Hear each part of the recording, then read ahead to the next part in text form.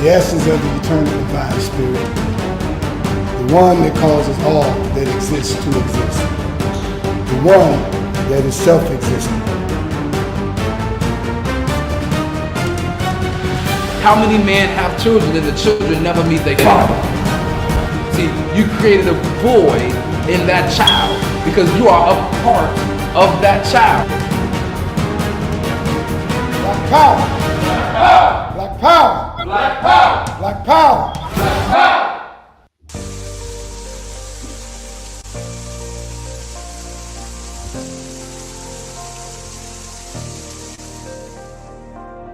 Are you feeling fatigued and can barely make it through the day without some type of caffeine? Are you on a journey of healing your body but need a little help? Then alkaline water is what you really need. Alkaline water has many benefits. Alkaline water can help restore pH balance in the body. Consuming beverages such as soda and coffee can make your body acidic. Did you know that too much acid in your body has been linked to an internet, heart disease, obesity, diabetes, autoimmune disease, chronic pain, and other chronic conditions like gout and arthritis? Those who use alkaline water have reported increased energy levels, clearer skin, reduction in inflammation, better digestion, and many other health benefits. I've used alkaline water for years, and it's been instrumental in sustaining my health when I was diagnosed with sarcoidosis. Are you ready to take responsibility for your body's health? If the answer is yes, then our alkaline water is just what you need. Bring your own bottles. It's only $3 for each gallon. To place an order or for more information, you can reach us at 773-846-3091. Thank you in advance for your support.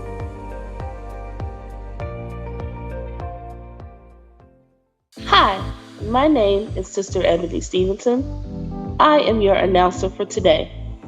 Welcome to the Toma Nation's weekly Sunday worship service from 12 p.m. to 2 p.m. every Sunday at 616 East 71st Street here in Chicago, Illinois, and also live on Facebook. If you would like more information, you can reach us at www.facebook.com/TomaNation2 or give us a call at 773-952-8302. Now I am going to recite our opening. In the name of the eternal divine spirit, the one that causes all that exists to exist, the one that is self-existent, the one who directs the sunships of millions and trillions of years, and the one who made time the seed of the universe, known among the ancient Kemites or Egyptians as Amun-Ra and Aten, among the Hebrews as Ansar, Yahweh, and Elohim, among the Christians as Lord, God, and Jehovah, among the Muslims and Islamic world as Allah, the one God, among the Rastafarians as Jah, Rastafari, among the Yoruba tribes of West Africa as Odumare, Eshu, and many other Orisha names. I bear witness that all of these names refer to the same one, Almighty Spirit, and it is to that essence which I give reverence and to whom I submit. I boldly proclaim that we, the descendants of those black men and women who survived the transatlantic slave trade, are the Lost 13 tribe, born in North America and are of a Nubian Kemetic lineage. I further proclaim that the blood of all the nations of the earth flows through our veins. I greet you in the ancient but holy words of peace, Hotep, Shalom, Assalamu alaikum, Habaragani, Alafia, and Ashe. Now I am going to recite the 13 points of what we believe and know. Number 1. We believe and know that we are not to repeat the mistakes of the past prophets and messengers of the Almighty Creator of the heavens and earth. Number 2. We believe and know that we can only establish an economic base through the application of the knowledge of self and the incorporation of the ideologies of the Honorable Marcus Garvey, the Honorable Elijah Muhammad, Mahatma Gandhi, and Ben Ami. Number 3. We believe and know that the prophets and messengers of the Holy Bible, the Holy Quran, and the Kemetic Holy Books were all black. Number 4, we believe and know that Jesus Christ of 2,000 years was and is a black man. Number 5, we believe and know that the knowledge of the Almighty Creator goes beyond books written by the prophets and messengers of the Almighty Creator. Number 6, we believe and know that in order to promote and coordinate unity, we must first recognize and accept the uniqueness of being able to worship our Creator, regardless of religious denomination, name, title, ritual, particular dress, or holy book, as long as it recognizes the Almighty Creator of the heavens, earth, and the universe as supreme. Number 7, we believe and know that it is impossible to tell the truth without exposing the wicked governments of the world. Number 8, we believe and know that the United States government, in collaboration with other European nations, have a denial objective to exterminate dark-skinned people of color off the earth through the act of genocide. Number 9, we believe and know that some of the most effective methods that are being used today are AIDS, birth control, alcohol and drug abuse, vaccinations, gang and domestic violence, systematic elimination of trauma centers, the public school system, and public aid within the black communities of America and the world. Number 10, we believe and know that the last trick that Satan is playing on us is the dividing of us by our religious differences, religious gangbanging. Number 11, we believe and know that the conflict between the various religions are comparable to the conflict between various street gangs within the inner cities of America. Number 12, we believe and know that the war on drugs and gangs is a diabolical plot to disarm the black community of weapons, break up the black family, withdraw our constitutional rights, also kill and incarcerate young black males under the undercover code name Able 2029. And number 13, we believe and know that every letter, shape, sound, and numerical value contains esoteric information that completely transcends the specific contextual meaning of the word. Our purpose: to bring about the growth of a righteous community in accordance with the laws of the Creator of the universe, under the leadership and guidance of Brother Minister Raheem Quasad Oxen, to provide solutions to the social and economic ills that plague the communities of urban America. Our goal: to re-educate and retrain youth and young adults to develop positive moral values as an alternative to delinquent behaviors, because you can't rebuild a community and not rebuild the minds of the residents of the community to meet the responsibilities of maintaining the community's image. Our mission: to enhance the economic development of our communities by establishing businesses, real and personal properties, thereby creating jobs and/or entrepreneurship training programs that will reverse the concept of leaving the community to buying back the community. Our motto: let your light so shine before men that they shall see your good works and glorify your Father which is in heaven. Matthew 5:16. Now we're going to recite our salute to the red, black, and green flag. Everyone put your right fist in the air and repeat after me. Here's to this flag of mine, the red, black, and green. Hopes in its future bright, Africa has seen. Here's to the red of it, great nations shall know of it. In time to come, red blood shall flow of it. Historians shall write of it, this flag of mine. Here's to the black of it, 400 million's back of it, whose destiny depends on it. The red, black, and green of it, oh flag of mine. Here's to the green of it, young men and women shall dream of it, face shots and shells for it, maidens shall sing of it, waving so high. Here's to the whole of it, colors bright and pole of it, pleased is my soul with it, regardless of what is told of it. thanks to God for giving him this great flag of mine. Please keep your right fist raised high in the air as we sing our Black National Anthem.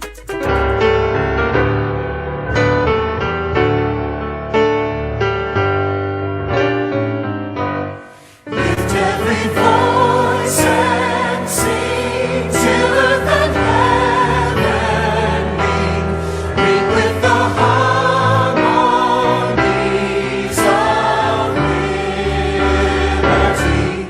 Let our rejoicing rise high as the listening skies. Let it resound loud as the rolling sea. Sing a song full of the faith that the dark past has taught us. Sing a song full of the hope that the present has brought us. Facing the rising sun of a new day begun, let us march on till victory is won. Black power, black power, black power. Black power is the power to define, develop, and defend that which is in the best interest of Black people. Black Power, brothers and sisters. Welcome to our weekly Sunday Culmination Worship Service, live here at 616 East 71st Street in Chicago, Illinois, in the Grand Crossings community. Please feel free to share this video with your family and friends if you are looking for some spiritual food on this Sunday. Today, our lecturer is our very own youth minister of the Culmination, aka the Temple of Mercy Association, Minister Taharka J. Shakur, and his message is, "Will our blackness save us?" Thank you.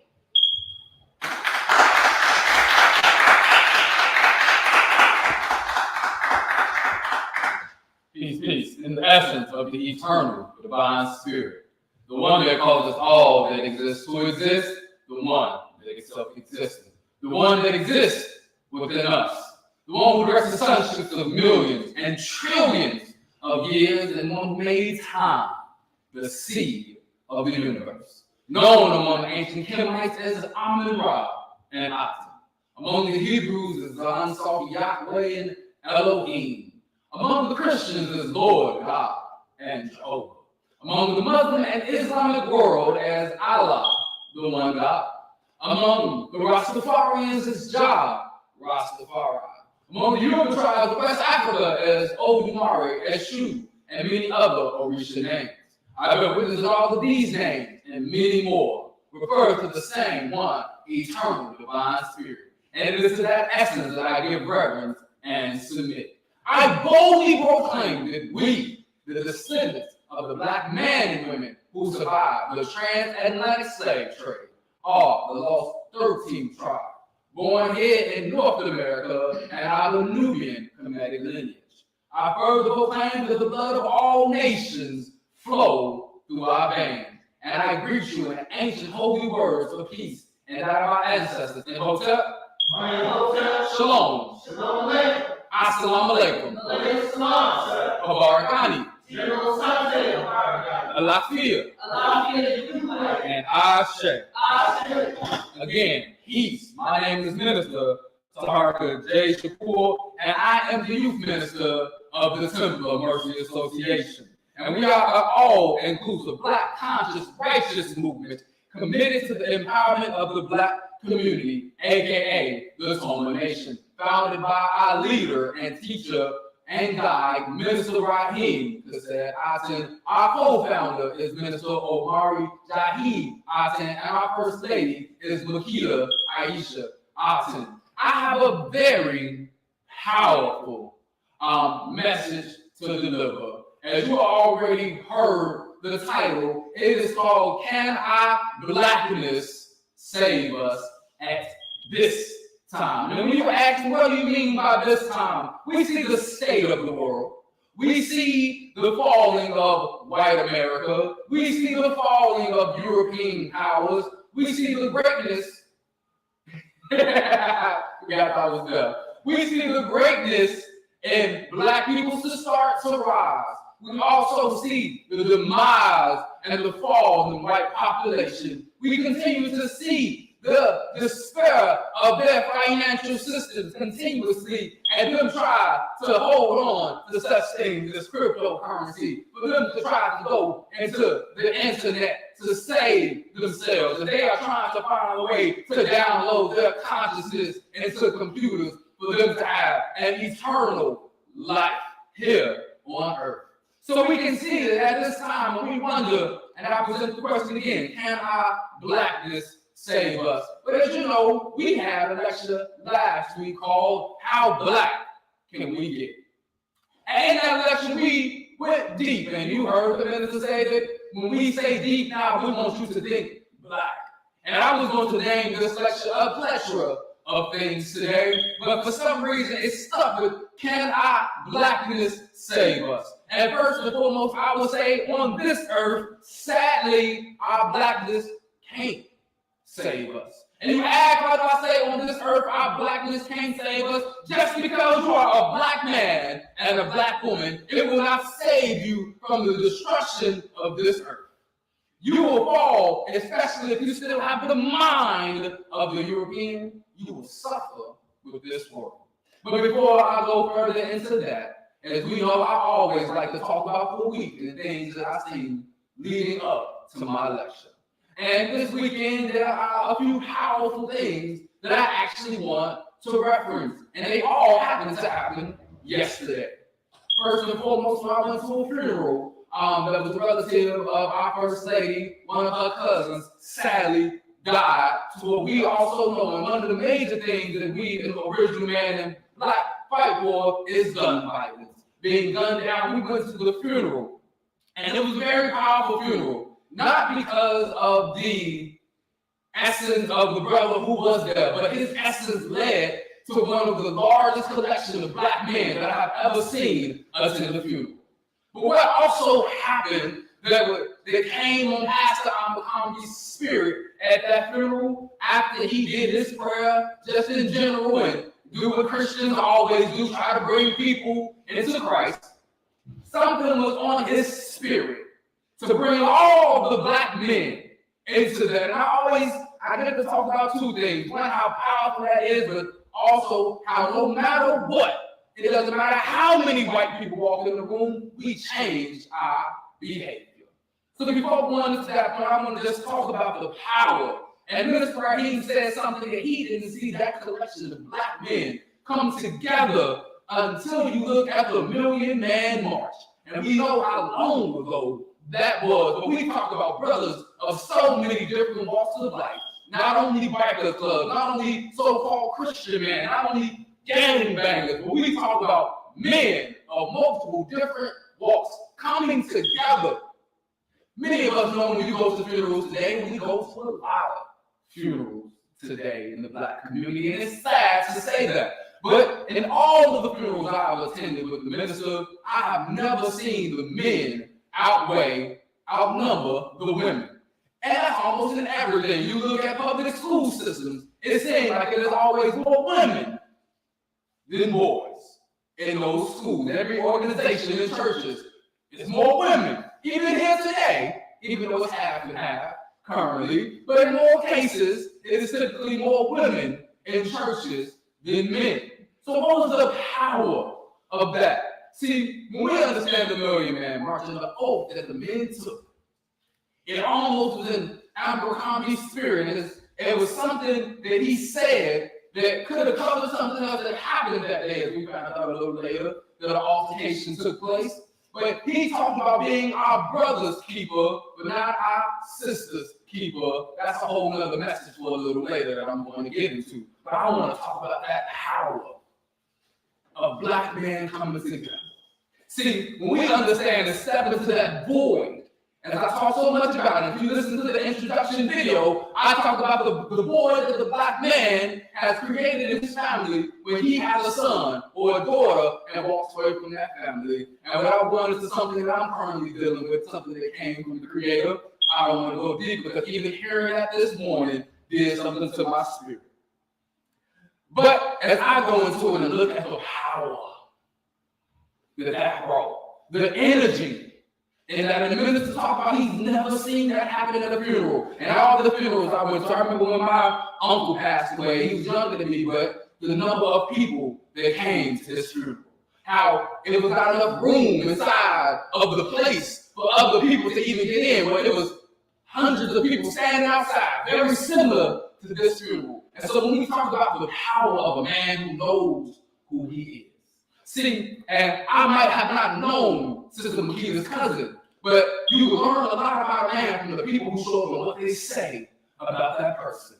And that man had to be a man of God and a man who knew who God was. He might not have been a church going man, as Pastor Ahmed said, but he's still a man of God. See, the Christian world, the Muslim world, all these religions got things mixed up. And I say they got things mixed up because they will have you to believe that you have to go into an edifice, you have to pay tithes to a church, you have to listen to what the preacher says and get that message from him to be a man of God. See, but one thing that we understand in the culmination, one thing we understand about Christ, we said, I am the way of life that you must live. And I can say from the men that he called, that he must have led such a life.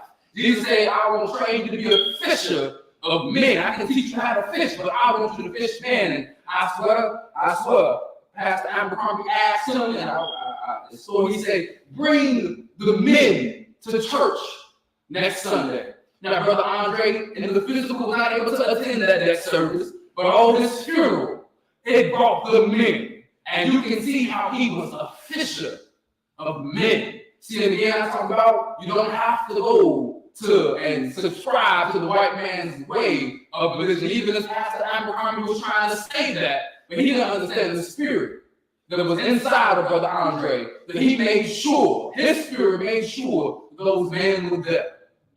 And I cannot talk about the energy of the minister when he played, to actually see, because again, it's different when it's personal. See, but when we as black people start to see that it's all personal. See, we have to divide it. Again, I ask, can our blackness save us at this time? And again, I say no. But I'm going to go and say, when it does save us a little later. It might not be on this physical plane. Because one thing that happens to us, we don't see our blackness as power. We don't understand the level of power that us accepting our blackness actually give us. See, if we see black as a race, we get stopped because the race ends at some point. See, and that's the thing about all the races that exist. At some point, they will cease to exist. Many of us don't want to accept or see that, but as we read Black Root Sciences, the Honorable Elijah Muhammad taught in his supreme wisdom, there was a time where the earth was just black. And I'm not saying as everybody calls themselves black. I mean, no, there was no existence of any other race on this planet except for what you want to call the Negroid race. And see, with that understanding, how can we then look and say, well, earth was black and it will be black again? Which means those races will complete and come to an end. So when we say black, no, it is not a race, as the minister said last week. If you go back a few years ago, we had a whole lecture series in 1 month of February where we said black was our title. And I was Minister Taharka J, Shakur, the black. And going into that and understanding that level of blackness that we teach, that essence of blackness that we know.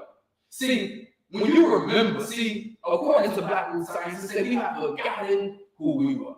That we are continually, every time we come into this time, ourselves forgetfulness. And that leads us to doing things that we are not naturally in our nature. So again, I will go into can our blackness save us at this time? If you look at the history of black people, I still got 2 other events that I want to talk about that happened Saturday. But Spirit is telling me to go into the lecture a little bit first. When we look at the history of African civilizations, You see the richness of them. And they might not share the richness of it, but go look at the Sun God Empire and how long it lasted and how they had beautiful structures that don't compare to the structures that we see of the cities of today. Or you look at even the ancient Kemetic society, not Egypt, but the ancient Kemetic Empire. Or you look at what Mansa Musa and the Malian Empire that existed. You look at those cities, you will see no active immortality inside of those. And see, there's something that we understand in the temple. It is called the disease of the white races. Now, what of all the diseases that we have caught from the white man? First is violence. You can go into our history and prior to us meeting the non-blacks, we did not kill one another. See, we had an understanding, it didn't matter what tribe you came from, what part of the world you were in, we had no violence. And how the minutes to talk about this planet was meant to be a planet of peace. It used to be a planet of peace.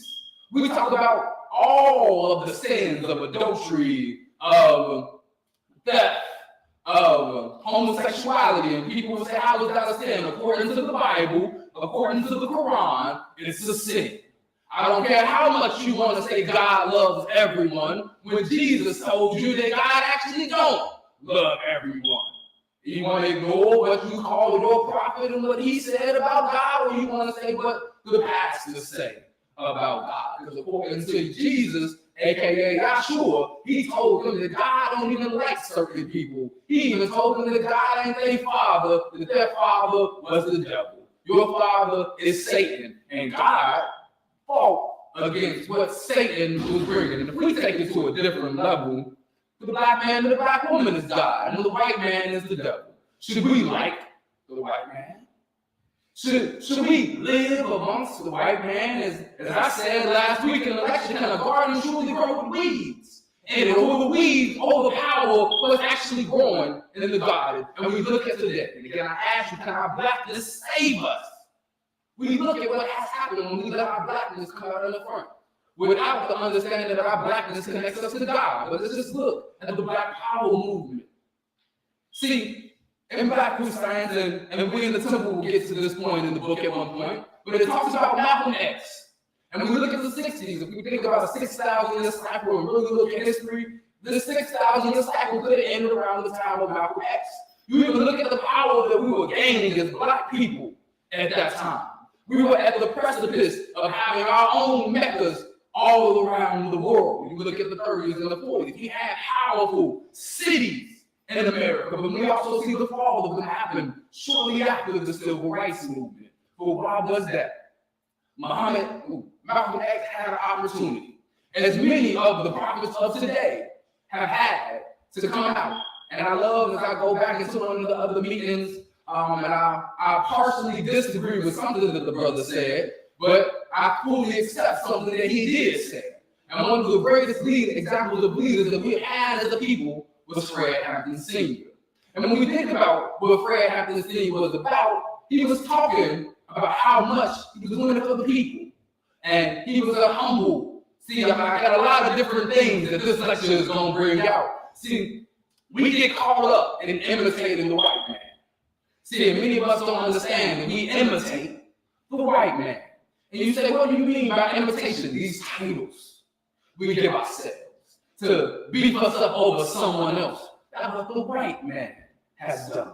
We always understood in our history who the king was. We didn't want to kill the king. We didn't want to go and assassinate him. That's their history. You can look at it. How many times have kings been killed by their brother or their cousin or the wife killed him? We see their show, Game of Thrones. And then they try to show you in House of Dragons that it was Black people that acted that way as well. When you look at the lyrics, when you look at the things that the white man is trying to do to manipulate our minds, you will understand that we had to live with them again. We in the culmination know that we must separate and come out of her.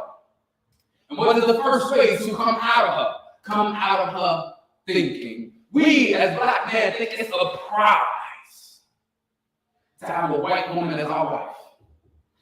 It is coming to a point where Black women think it is a prize to have a white man as their husband. But where do we get this idea from?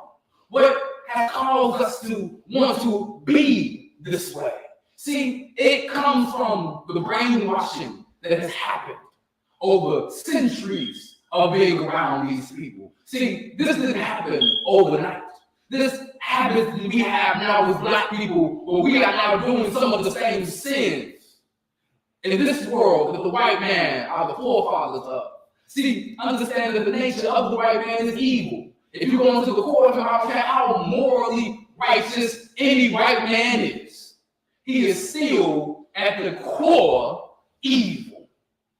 You look at somebody like Father Flager, he comes off as morally righteous in the black community. But as the Catholic Church in and of itself, many of them are molesters. Many of them are pedophiles. And I've seen it in my own eyes, certain pedophilia type of behavior coming from Father Flager. And see, this is not me attacking him, this is me attacking the white race, understanding that all of them, at the core of them, is evil. As the minister spoke about last week, they were created for evil. Then many of us wonder, well, then why are we here to experience it? See, God knows all things, but has not experienced all things. So we have to experience evil. And it even says in the minister talk about once this planet becomes a world of peace again. And we have this peace, something else is going to come after. Are we prepared for that? Will we have been prepared for the after if we never learned what evil was? And then I love how I'm actually going to read a little bit of Blackness science. Because I go on to the third thing that we went to. We went to a 9-year-old woman's birthday party. You say 90, yes. When the Bible says we're only supposed to get 77 years. But she got 90. I'm talking about one of the healthiest 90-year-old women that I've ever seen. I got to dance with this older woman. I thought I was helping her down the stairs. She started dancing. She needed no help, right? But as she was speaking, she said something that kind of messed with me a little bit, that Abercrombie also said. See, we as black people are scared of this place called hell. And then I asked you, can our blackness save us? See, when we talk about the true nature of the white man, it is evil. So yes, when they die, and they are shown their true nature, Blackness science says when we go to this plane of existence after death, whoever you are shows up in the forefront. It is like saying that if you are a righteous person on your forehead, it will say righteous person. That if you were a murderer on your forehead, it will say murderer. That if you will smell whatever a murderer will smell like, whatever death will smell like. So when we talk about heaven and hell, we understand that heaven is what? The mind. So then we go deeper into it, and I can't wait to hit this part of the book with the minister, because he's going to be like, oh, I've been on it this entire time. Because it talks about, in Blackness science, that heaven is in the mind. That's what heaven is. Heaven is the mindset of our eternal God's self. And many of us have our own different heavens. And I say it this way, if each and every one of us is one of the 1 billion, 8 billion original gods, which means that we are separate gods, right? Which means what's in my mind and what I created won't be in Ebony's mind. Because we have a separate mind as God. But at this time, do you think the white man has that separate mind as we had, or whoever was the forefathers to create them? And we'll go with Yakub, because the book tells us Yakub becomes Yahweh. But we'll go with Yakub in this person. When he created them, they all came from his mind. Every time anybody has ever created something in the 78 trillion years, nobody else has to deal with it. So yes, they go to heaven or hell when they die. But now what is hell? The lower levels of a person's mind. Let's even think about our thoughts. Wouldn't you say that some of the lower thoughts that we have, some of the unmoral thoughts we be living in hell, you would say your mind is not, we always talk about our lower self, and I did that in my lower self. So again, we look at the mind, the lower part of your mind is in hell. And then when you are elevated, you say you're going higher into heaven. And again, I talk about the second event. It is interesting that we as black people, we say we want unity. but we don't actually truly understand divine unity, that oneness with one another. And there were many points and things that came out, and I wasn't there for the whole meeting. But according to what I said, it was all of the good, loving, friendly stuff that happened before the meat happened. And many of us understand that imitating the white man, we have called us to have some problems. And many of those problems have never been truly addressed as our people. And the minister made mention of this when he said there's an elephant in the room in these black communities. That we come into these meetings and these rooms to say we're having a retreat with different leaders, but then the elephant is still in the room when they come together. And it is so powerful for us to see certain things and to hear these conversations and these things come out. But as Sister Ebony mentioned yesterday in the meeting, it's all just feel-good conversation. But how many of us are actually living the life that we're talking about? We talk about loving one another and actively listening to one another. When you see people in that room who even talk about active listening, doing whatever they want and not actively listening. So how can we talk about doing these things and, again, these feel-good conversations? Because even Christianity is a feel-good thing. See, because I'm going to eventually go read what Black Root Science opens to. The same way we open the Quran, I open the Black Root Science to see what it wanted me to go, what the Creator wanted me to actually go. But I'm going somewhere else because we have to understand that every one of the points that we have, we know that all prophets and messengers of the Holy Bible and the Quran are all black.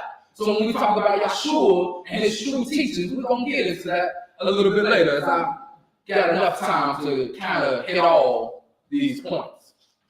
So when I look at what we have to look at when it comes to this feel-good heaven after death promise.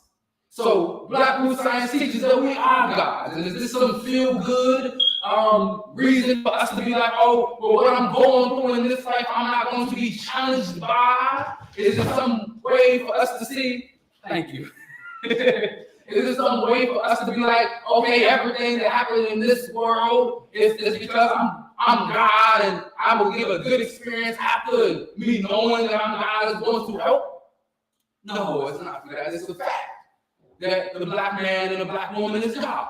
This is not no feel-good Christian, oh, you have life after death, you accept Jesus into your heart and soul. No, it is the reality that we have forgotten. Woo. And then this ask, and I say, can our blackness save us? And in the hereafter, yes. See, and when I say in the hereafter, the trueness of who you are is exposed. Not who Theodore is, not who Ebony is, but who the first self truly is. See, once you go back in there, you'll learn. I like how sometimes we used to break it down. See, and imagine your first self. Imagine you just being a pair of clothes that your first self is wearing. And it is wore many different pairs of clothes in this 6,000-year cycle where you have many different lifetimes, but once you go home and change that outfit, do you continue to live with that outfit, or are you changing the outfit?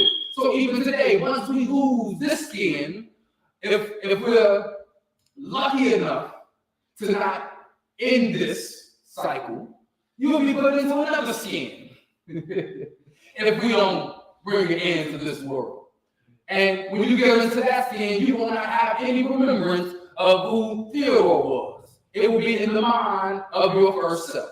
So when we talk about can we be saved, no, these bodies that are just clothes just go back in the closet.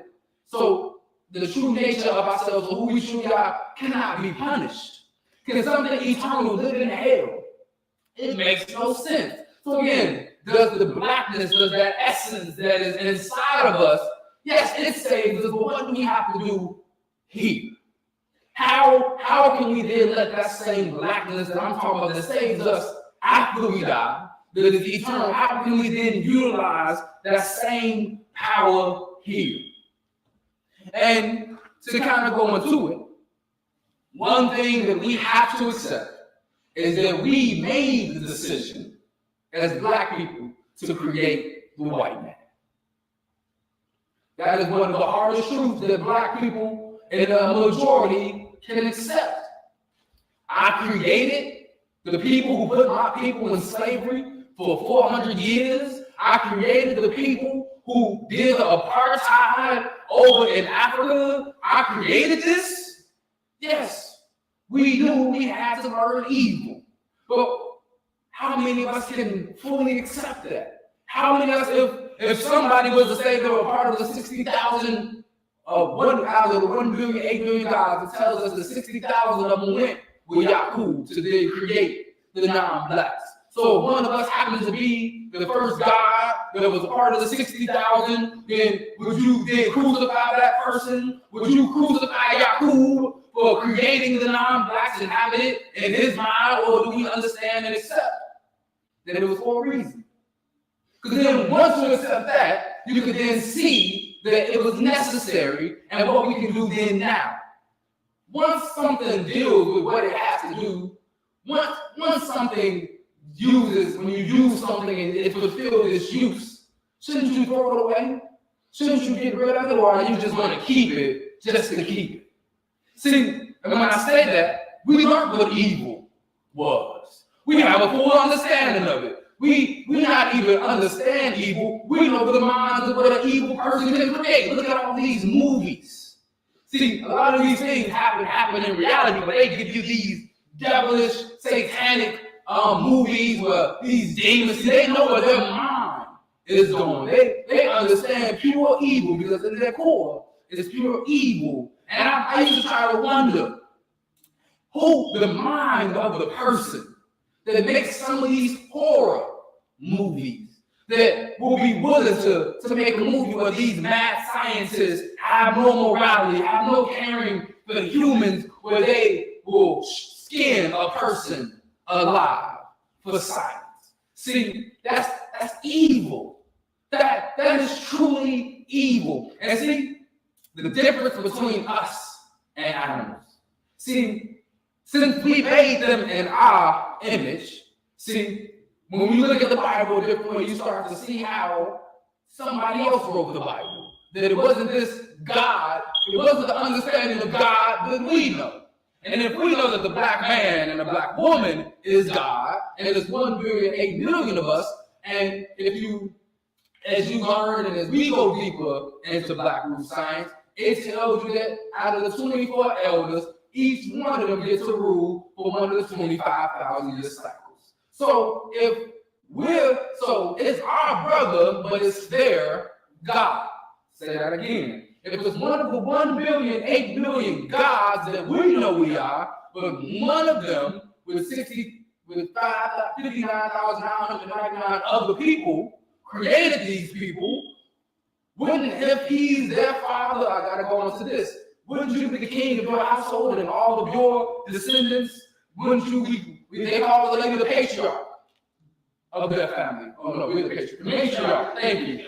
The matriarch of their family. She's 90 years old. All of the descendants, her personal descendants, she would be over rulership of them. She has to say so, and she showed it last night.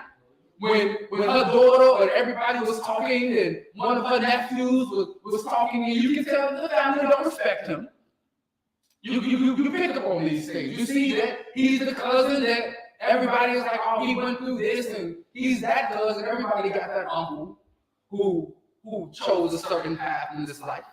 See, all families have certain characters. Every family got that one loud auntie who's just loud for no reason. We heard it come out yesterday. It threw everybody off, but it seemed like the family already knew who it was. The minister looked around like, who was that? But as she was speaking, she stood up and said, this is my birthday. Y'all gonna all be quiet and listen. And what did they do? They all got quiet and listened because she's the queen in their family. So I'll go back to Yakub. Wouldn't he be the king of all the non-blacks? But would he just be our brother? So again, do we crucify our brother for creating these non-blacks?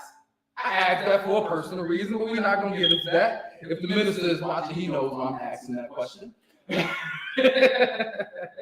Because again, I personally believe that if the 60,000 people who created the non-blacks, wouldn't you think they would have and come out and then now try at this time to make up for the mistake that they made in creating them? Wouldn't it be some of the people at the front lines trying to change the world and try to get them to be right? Wouldn't the white man fold in their presence easier than just the everyday black person if they know who they are? We're not going to go into that. My spirit is trying to get me to go a certain way, and it's not the time for that. But black people made a decision when they created the universe that part of its purpose would be to manifest what we call evil. To do this, the gods decided to make a man in our image, which would be evil by nature. In addition, they deteriorated their bodies to the state that we are in today.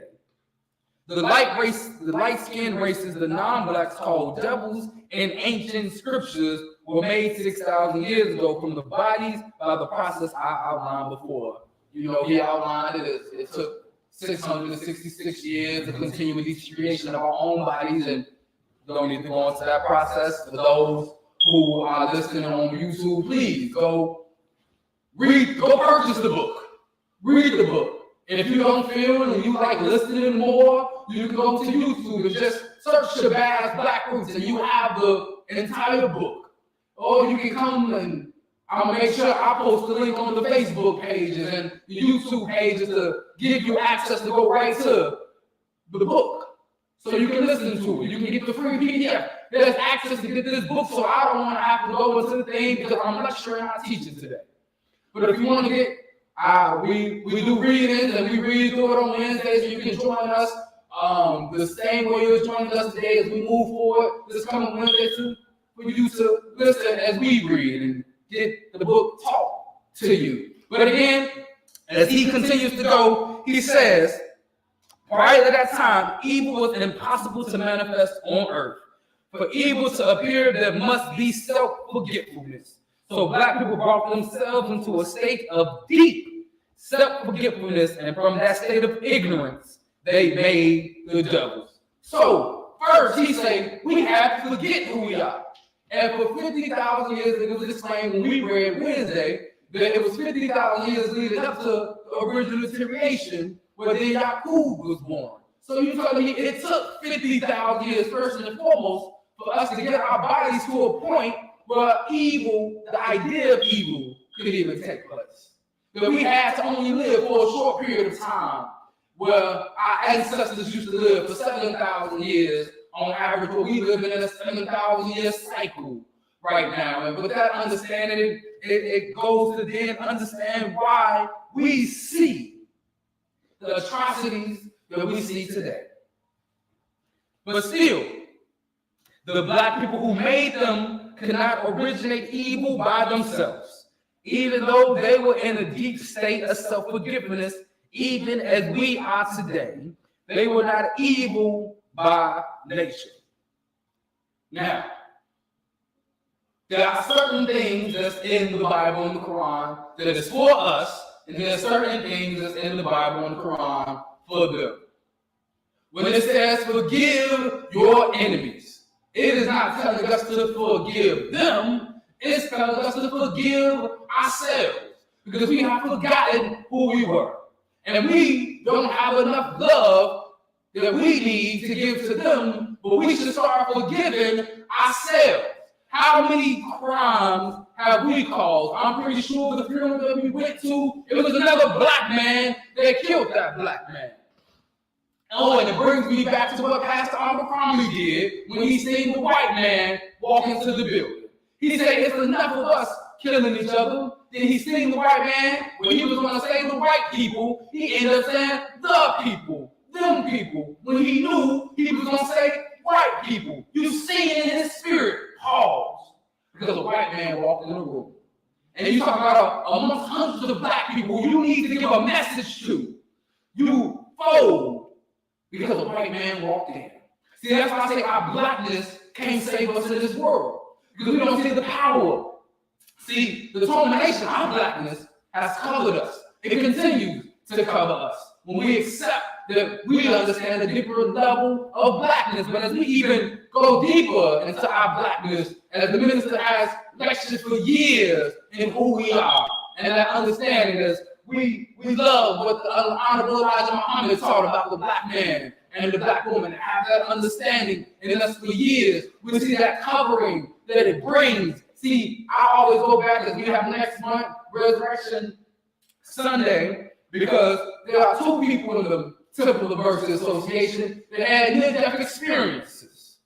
But because of the blackness that we had, if somebody didn't understand the level of blackness, didn't have the covering that we know blackness gives us, they would not be here today. First Minister Joshua in 2016, getting into a terrible car wreck where he was flung out the window, broke his neck in 3 major vertebrae where he should be paralyzed today. Fully in a cast, but yet again, for some reason, his blackness covered him. But me, myself as well, pull up in front of my house, someone pulls to the side of me and shoot 22 times at point blank range, trying to take my life. One bullet penetrated the car and grazed my lip. The next 20 shots did not penetrate the door. You will ask, wait, were you in a bulletproof vehicle? The last time I checked, a little hybrid car that is smaller than most cars, that we know how cars are built today, can't protect you from no bullets at point blank range, but there was something that did. No, it was the level of blackness that I understand that we are gods, and no weapon formed against us can prosper. And see, when we talk about resurrection, if I was to share a dream that I had that night after that shooting, I had a dream that I did die. See, Minister Joshua did die that day. And what do you mean he did die that day? What do you mean you died that day? I had a dream that night that when he shot that first bullet that grazed my lip, it actually penetrated my skull. And those next 20 shots killed me and the sister that I was in the car with. And then something was like, let's do this again. I'm pretty sure when Minister Joshua, he thought he was dying. But he even said he heard the minister's voice say, not today. So what's happening when we say Resurrection Sunday? When we talk about what is going on, see, we want to share people that when you have this level of blackness, see, we understand that Jesus had this level of blackness that we're talking about as I go into the true teachings of Jesus, which we're going to do this month because it's in Blackness Science. I'm going to read a little bit of the true teachings, but one of the major true teachings that he had, that he and God is one, the same way that you and God are one. See, he tried to get us to remember who we were. See, at the time of Yahshua, he was around the Hebrews who had forgotten who they were. Same thing with Moses. He was around the Israelites who forgot who they were. They have lived amongst the Egyptians for generation after generation after generation. You forget who you were. Here in America, we don't understand that there were townships, black cities that existed before slavery existed here. We don't understand that there was a time when many of us still, through the entirety of slavery, had thriving black cities. See, but we don't understand that history. We don't know that history. We have forgotten it, so we only believe that we come from slaves. We feel that our entire history here in America prior to the 1900s was slavery. But no, black man, black woman, there's no power. Let me do something for you. Let me share with you that there's nothing have power over you when you recognize who you are. No. When I say no weapon, I like how one of my brothers say no system can form against you. See, understand that the white man has no power over you. You give the power to him. How? How do we give the power to him?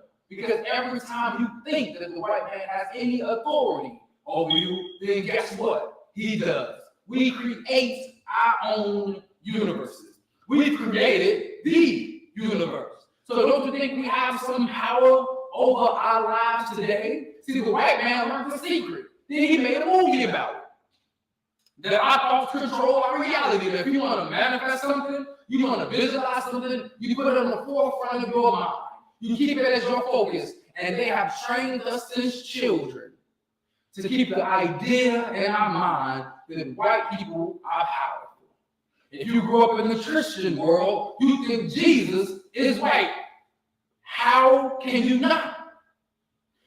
Many Baptist churches, many Christian churches, they have a picture of all the prophets being white. They have a picture of Jesus being this white person. So you believe that the white man is God. You can't have no other thought in your head if the Bible tells you that him and God are one, and then they show you this white image, you think the white man is God.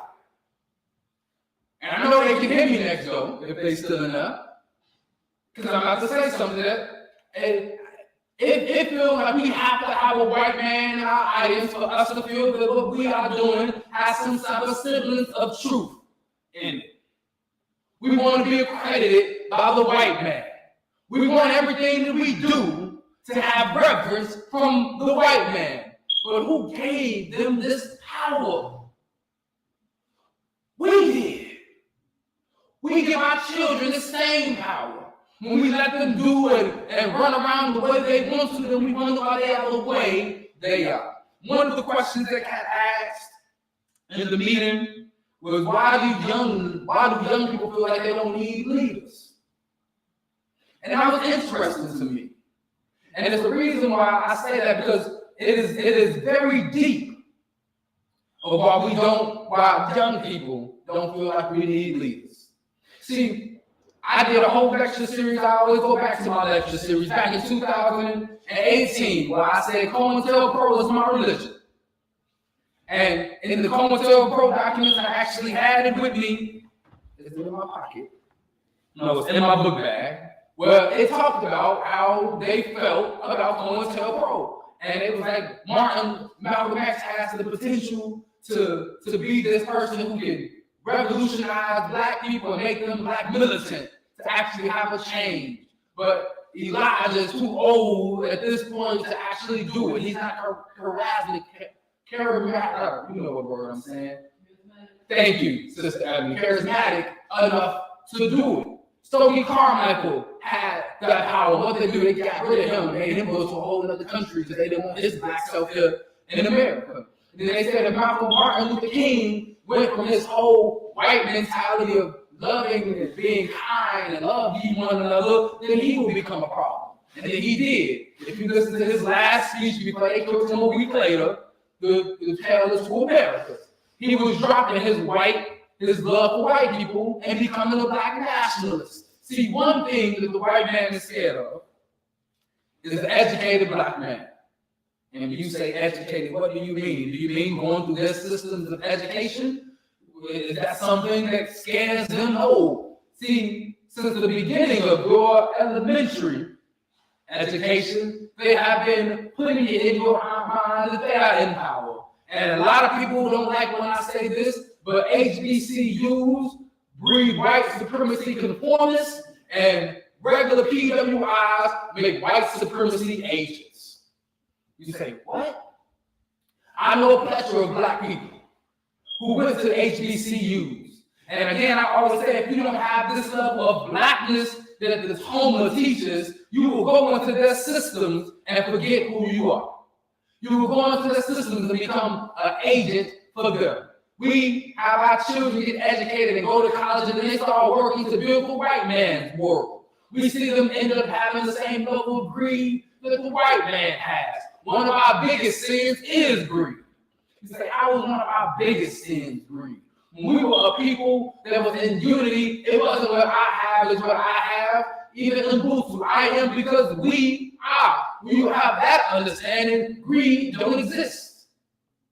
But how many white billionaires do we have?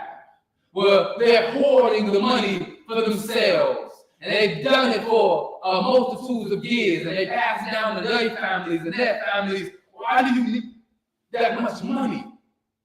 Because you're greedy. Let's look at nature and the greed of the white man and how we have fallen for their disease again. See, we talk about, and I mentioned it, the wealth of Africa at this time. But do you understand that every continent had this wealth that Africa still has? But Africa was not touched or tapped into as much as these other planets, when the places where the Caucasians or the non-blacks lived in those places. They mined it completely. They took and stripped the world of all of its resources. Why have elephants' population continues to decline, whereas only maybe 50 to 100 actually African elephants roaming in Africa today, when you just go 10 and 15 years ago, it was thousands of them. That is the greed of the white man, wanting all the ivory that comes from their trunks. Why is the white African rhinoceros going to stink for the same reason? We look at how they ordered the diamonds and have all these diamond stores where they say diamond is man's best friend, but diamonds come from the earth, but they charge you an exuberant price for a small little diamond because of their greed, and they hoard all of it so they can charge you whatever it was. We as the people didn't value things like that. We understood that everything comes from the earth, that it will be replenished.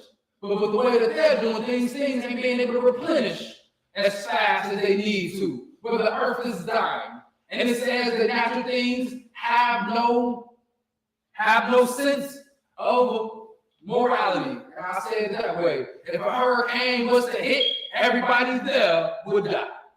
It ain't no picking and choosing. Again, when I say it's the reason why our blackness won't save us. See, because it doesn't matter how black you are. If you want to be in the white man's world, you will suffer the destruction of the white man's world. If you feel like your job, you need your job to, and again, this white man, again, to live in this world, I understand how we have been for years conditioned to live this way. And a lot of people always ask me, you talk about a very optimistic way of living. And I say it's not optimistic if we got to come out of it.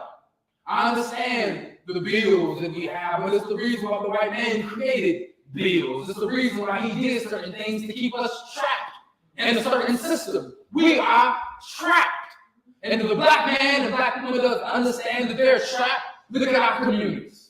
We can't do nothing to build our communities because we're trapped in the white man's rat race, as they call it. And I understand why it's a rat race, because they know they rats. And they have got us to fall into their trap. And now we have become rats just like they have always been rats. I'm not getting away from the white man being mosquitoes, rats.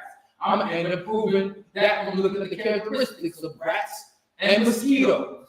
Mosquitoes, they're blood suckers.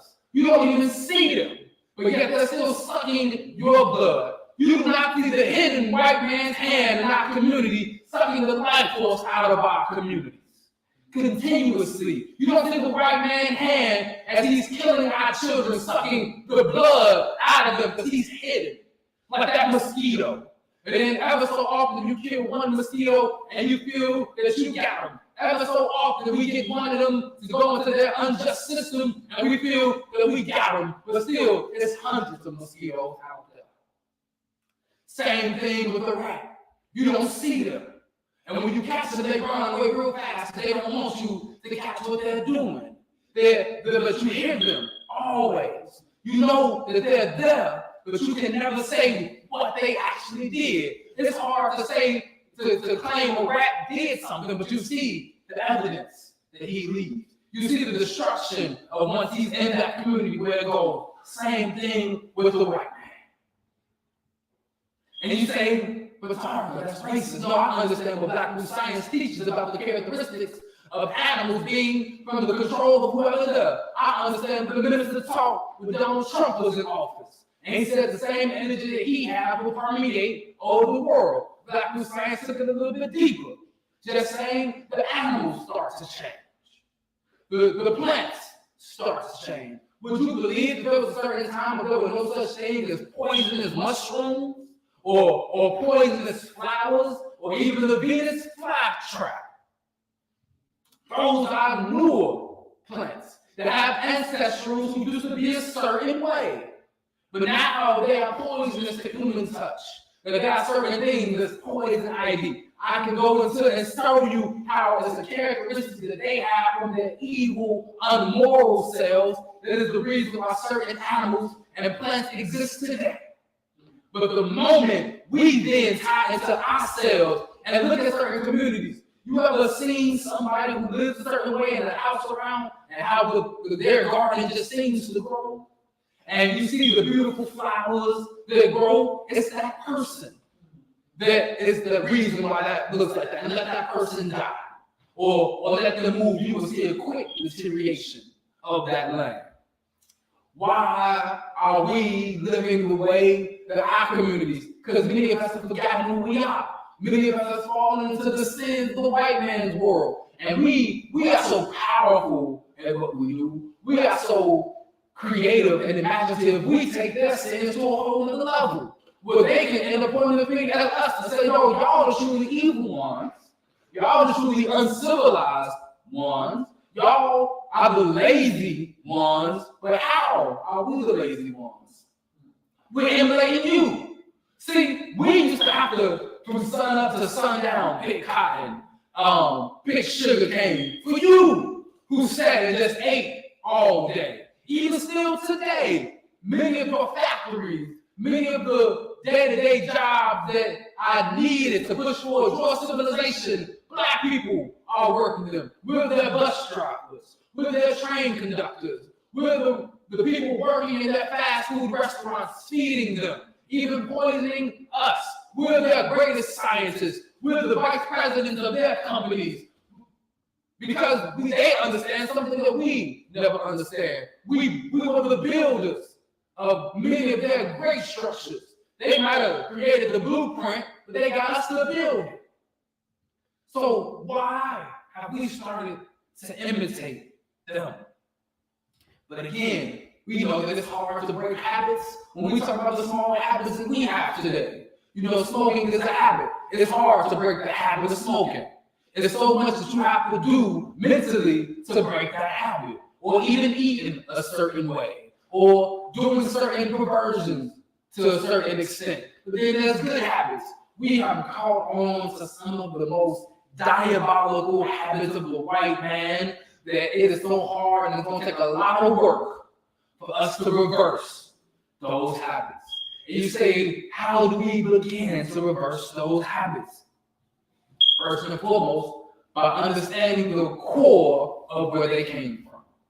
If we, and it's something that Dr. May say, we deal with the effects that come out. See, poverty is an effect of us doing certain things. Homelessness is an effect of us doing something things. But what is the root of the problem? What started the problem? If you can't see the white people coming into our society, coming to our communities, being the cause of the problem, go look at history. Because prior to, and the white people, the non-blacks, they wrote about it.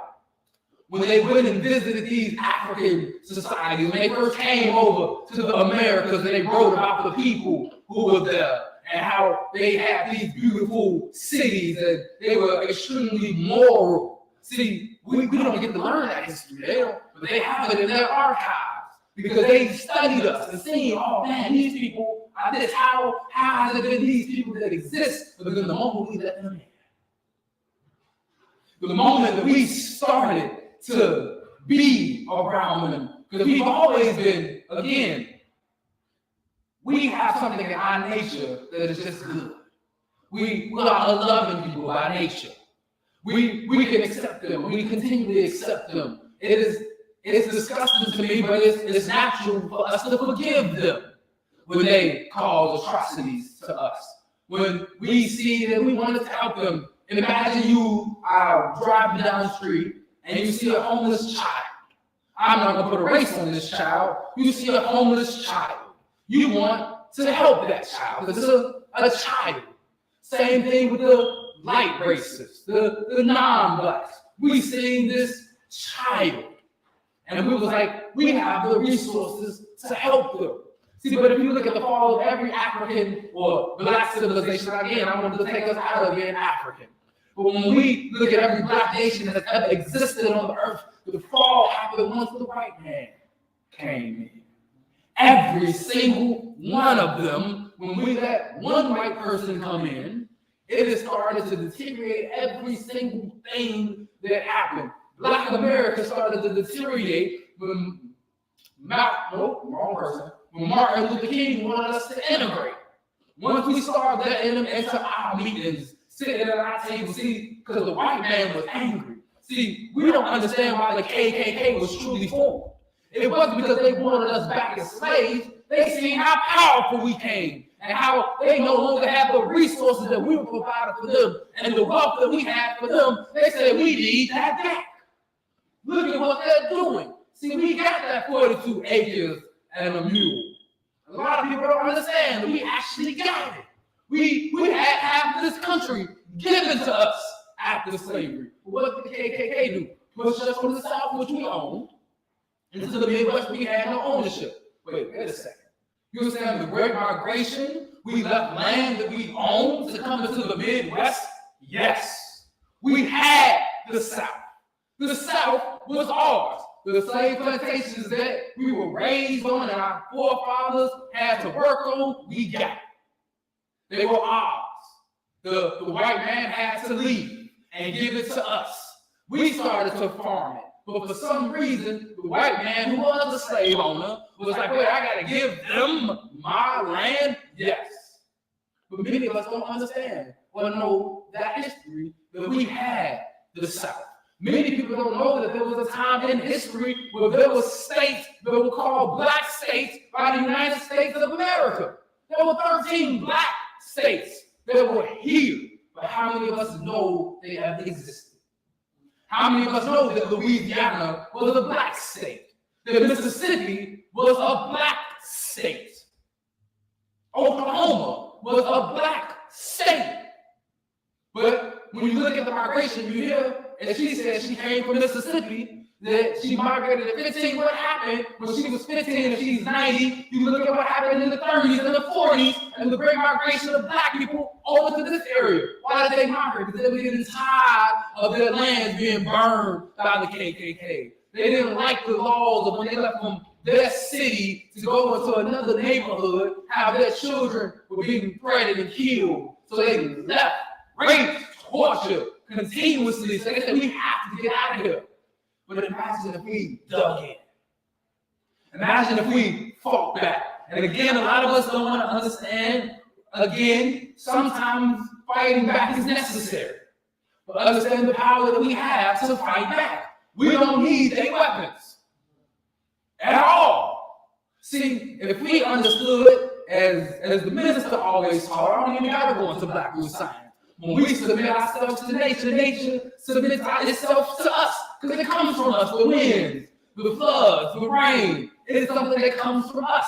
You ever seen the minister stop it from raining and just say the rain can go away for a little bit? One of my niece's favorite stories to tell people is I stopped it from raining one day. We was walking down the street and it started to rain. But she didn't have an umbrella. I said, we can stop the rain for a second to make it into the house. She said, how? I didn't give her the answer. I just put my hand up and guess what happened? It stopped raining. And she was like, wait, what? How did it stop raining? And I didn't explain to her. One day she said, it's cold outside. I wish it was a little hotter. I said, you can make the sun hotter if you want to. She said, how? I said, the same way Uncle made the rain stop. She said, what did you use? I said, my mind. What do we have to understand about our mind? Our mind is connected to the divine mind, the great mind in which our mind comes from. So if our ancestors, which is connected to this divine mind, made all of this, then we have access to control all of this. You ever seen the minister tell a bee to go away and then the bee went away? See, because according to the Bible, see, it told us that we have dominion over all creatures on earth. We got dominion over them. And when I say them, I'm talking about all of the non-blacks. I had to show my friends one time. Because they didn't believe it. They couldn't see it. They said, wait a second. We have been oppressed by these people all this time. We got no power over them. Ooh, we have no power over them. I said, let me show you that we do. I drove with a suspended license for years. The police pulled us up one time. They run my license. They come back. They're like, I'm sorry, we stopped you. My friends looked at the woman. They said, ain't your license suspended? But they was like, no, we're sorry, we stopped you. You can continue to go on, but just in case, drive a little careful because other people might not do this. And we got stopped 2 more times and the same thing happened. But they was like, oh, we're sorry, we stopped you. See, if we just knew, and the minister, I love talking about things that the minister shared with us in the past and some of the stories that me and him talked about. Do we know that with the power of our mind, if we're watching them do something live, we can get into their mind and have them say what we want them to say? And they'll be completely perplexed of why they said what they said? Do we understand that? Even today, I share it like this. A friend of mine said, he said, why do you move your friends around like chess pieces? I asked him, is that a bad thing? He said, well, not truly. Let's look at this. If Blackness science tells us that we control our own universes, that everything that happens in our universe, you're the reason that it happened, but sometimes it's just happening because you don't have control over your mind. But imagine if you had control over your mind. Wouldn't somebody who does have control over their mind be susceptible to your universe because you are creating the things? So if you want certain people to come around, or if you was thinking, oh, this person needs to call me, then that person calls you. Are you in control? Have you ever realized that when you were thinking about this person, they called you? That's the power that we have. See, when we go deeper into that blackness that we are, you will even see it on a greater level, that we can communicate with certain animals. We can communicate with the wind. And if they are coming against us, the same way Moses stuck his staff down and the sea separated. See, Moses was a black man who knew his connection to God. When God told her, I am because I am, Moses repeated it and said, I am because I am. Recognizing that he is the great I am. I don't say it for no reason when I do the opening saying it's within us, because it is within us. On a deeper level, it is us. And when I say us, I mean the totality of all black people on earth. It's in us. But many of us have got so far away from who we truly are. And since I said I was going to mention it, and me and the minister talked about it, and it's actually the chapter that we will be coming to real soon, I want to just share a little bit about the true teachings of Jesus. See, because many of us have, this Christian world has changed a lot of it. But more specifically, somebody by the name of Paul changed a lot of it. Now, Paul, many people believe he was a black man. No, it actually tells you in the Bible that he wasn't a black man. It tells you the tribes that he came from and his people. He was a non-black. So anything that he did to muddy up Jesus' teaching, and I had to argue with one pastor at the Renaissance Festival, not a pastor, but one of the guys who was doing the thing. And he was telling me, he said, well, Paul gave us this, and Paul gave us that. I say, but Paul never met Jesus. Paul didn't know Jesus. So how could Paul speak for Jesus? He said, well, he met him when he was on the road on Damascus. And I said, he met him. I said, but did he know him? I say, I've met many people. But do I know them? Can I speak for them just because I met them? You don't have nowhere in the Bible where Paul was sitting in the audience listening to the teachings of Jesus. You don't see nowhere in the Bible where Paul was sitting amongst the disciples and listening to him. But Paul took it upon himself to make Christianity a religion. Paul took it upon himself to say Jesus taught things a certain way. According to the Bible, only Matthew, Mark, and Luke was there. So almost every book after was Paul. Acts, all those books were books Paul wrote. But he told you what was going to happen, what religion. So many of us are following Paul. I take it as deep. Many of us are following Satan. How are we following Satan? If we Christian, I'm not going to go into the Quran because I have a different story about the Quran and the other people who influenced it after Elijah, the black man of the Bible, died. See, because it tells you, it shares with you, if you look at the history of Elijah, the prophet of the Bible, what happened after he passed away, and the families that took over. Thank you, Muhammad, thank you. The prophet Muhammad of the Bible, because Elijah is us.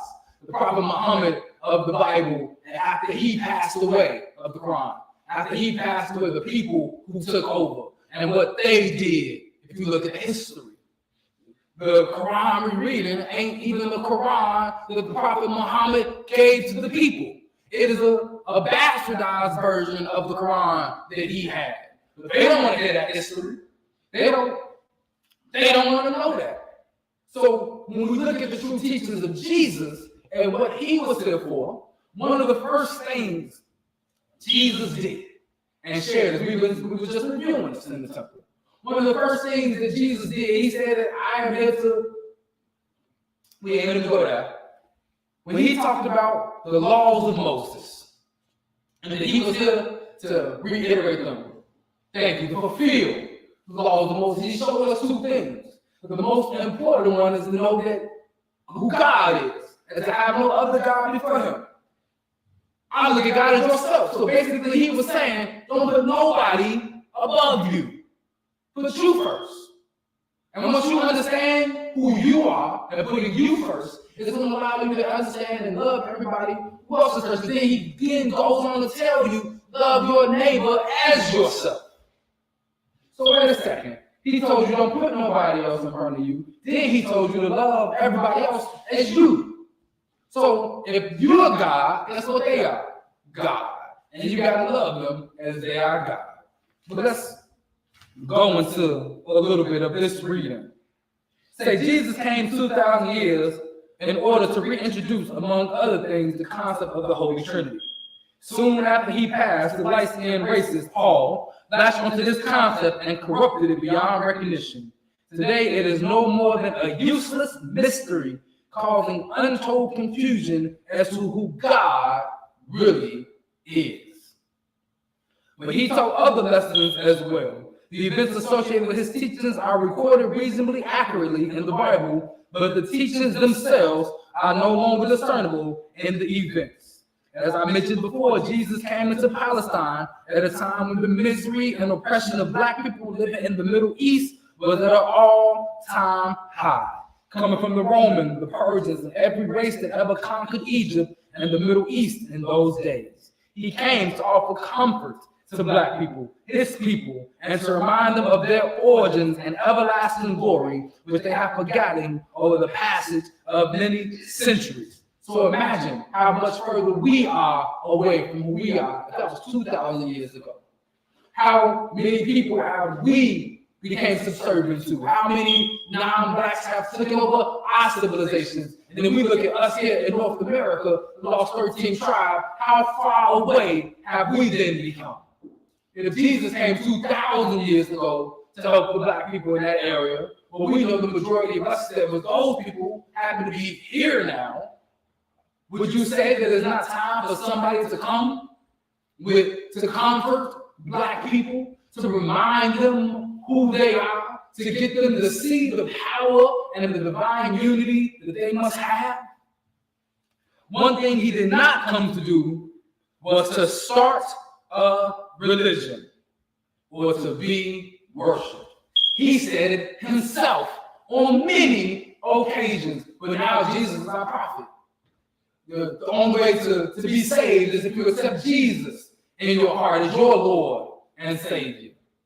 But that's how the Christian world teaches it. Even the Muslim world kind of talks about accepting a certain prophet, or you can't get there. But they say there's no other God other than Allah, and Allah had no sons that he has begotten, so we'll leave the Muslims alone for right now. Because it's the Christians who made Jesus a prophet. Not a prophet, but the Messiah. As they have done about the same for other Mahodi's or Messiahs that came before him. The first lesson he taught was true love. And I go back into Aretha's birthday party, because she talked about the reason why she has been blessed to have the favor is because of the love that she gave to everybody. And everybody got up there when they were talking about her, talking about this love that she gave to them and how they seen her give this love to everybody that she knew or didn't even know, strangers, but she just blessed them and either her work or continuously prayed for them and had them on her spirit. Many of us don't have that level of love. That's true love. She did no matter who they were. She understood a deeper love that we call the love of God. That God has this level of love that we as men don't understand. But that's what Jesus came to teach, this level of love that we must have. He said, true or divine love happens only when two or more people unite in mind and heart as one. There is no other kind of real love. Any other kind is material or physical love of which animals are capable. I'm going to skip a little bit ahead because we got to this part in the temple. I want to go to one of the other lessons that he taught. The next lesson he taught was that in order to reach heaven or the eternal state of mind in which the elders live, the individual can only get there through the Son and by the help of the Holy Spirit, and no other way. The chapter prior to that told us who the angels called the Mother, the Father, the Son, and the Holy Spirit. The highest level of manifestation was that with the elders and chiefs and the 144,000 judges. So basically, he was saying to get to that level of divine unity, you got to go through some things. You got to connect with some people. Now we don't have these initiations that our people in old had, but there was 144,000 judges. There was a soulmate pair over your village or community to help you get connected. But he was saying that there's a certain path that you have to go through. That you don't think you don't have to go to church on Sunday. That person ain't gonna get you there. There's stuff that you have to do eternally and internally to give them. One of my favorite ones, and I'll end talking about the power of the black woman and the importance of the black woman. The first fact that Jesus came to remind black people of is that the black woman is God just as perfectly as the black man is. 2,000 years ago, black people who lived in the Middle East, especially in the regions today called Israel and Palestine, have been under the influence of the white races for so long that they have adopted some of the oppressive customs, especially the evil customs of oppressing women. Haven't we today, as the black man, accepted some of the oppressive ways to treat our women? Haven't we then, you hear, and I don't even want to mention this person, but Brother Raheem was having a conversation with me and the minister, and he was saying the black woman can't be God. She has no way of being God. She can only be a goddess. I said, bro, that's just the female version of a God when you put the ES on it. What is wrong with you? And he was like, no, you don't get what I'm saying. How everybody keep on saying that the black woman is God and such and such. I said, no, you're wrong. They are our equal. See, the Creator didn't make no mistake putting us in pairs. The only way to continue your legacy is in pairs. You can't have two men, guess what? They can't have children. You can't have two women, because guess what? They can't have children. But a man and a woman can have a child.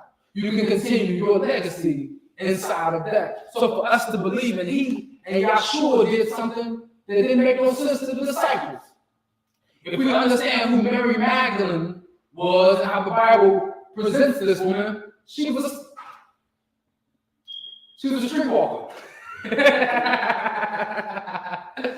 she was what the world seen as less than, but he made her equal, even above the disciples. So it was like, wait a second. She's a streetwalker.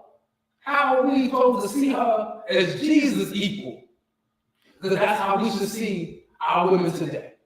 See, she became that way because she was emulating the non-blacks that was around her. Many of our women emulate the white man's world, wanting to get into their world. So we cannot hold ourselves or hold them to account to say we cannot be equal with them.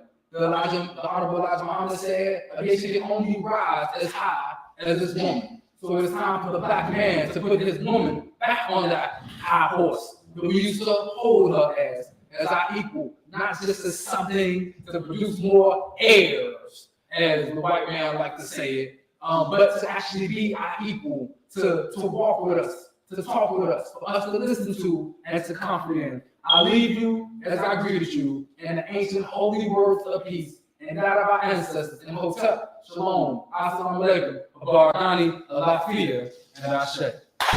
In the essence of the eternal divine spirit, the one that causes all that exists to exist, the one that is self-existent.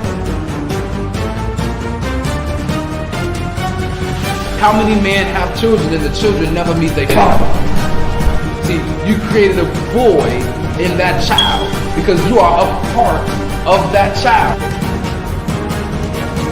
Black power! Black power! Black power! Black power!